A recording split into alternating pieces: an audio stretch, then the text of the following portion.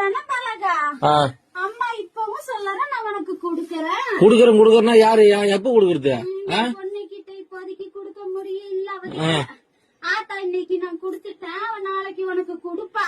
நீ வாங்கிட்டு போ பலகா, அவசரப்படாத. எத்தனை நாள்? 3ஆம் தேதியில இருந்தா? ஆமா பலகா, 3ஆம் தேதி வீடு. ரொம்ப நாள் ஆச்சு.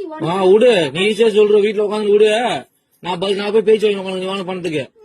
நீ ஏன் பதில் சொல்ற? அம்மா நான் சொல்றேன். சொல்ல பதில். என் பொண்ணுக்கு ஆத்தா நான் குடுத்துட்டேன். என் பொண்ணு கையெல்லாம் உன் கைக்கு வந்ததுக்கு அப்புறம் கொடுக்க வேண்டிய இடத்துல குடுத்துக்க பாலகா. எப்போ வரும்? என் பொண்ணு கையில இருந்து பணம் எப்ப நீ வாங்குறியோ அப்ப உன் கைக்கு வந்து சேரும். இது பேர் பதிலா?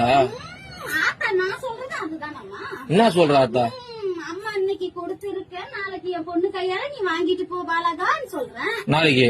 ஆமா பாலகா. எத்தனை நாளா பாலகா இது? எத்தனை நாளா? இன்னைக்கு தானே சொல்றேன். இத்தனை நாளா? இத்தனை நாள் எங்க போயிருந்தா? இத்தனை நாளும் அந்த பதில் சொன்னேன். என்ன சொன்னா குடுக்கறேன்னு. இன்னைக்கு என் பொண்ணுக்கு கொடுத்திருக்க, நாளைக்கு நீ வாங்கிட்டு போ பாலகா. உன் பொண்ணு கொடுத்தது இப்ப உன் பொண்ணு கட்ட சொல்லு முதல்ல.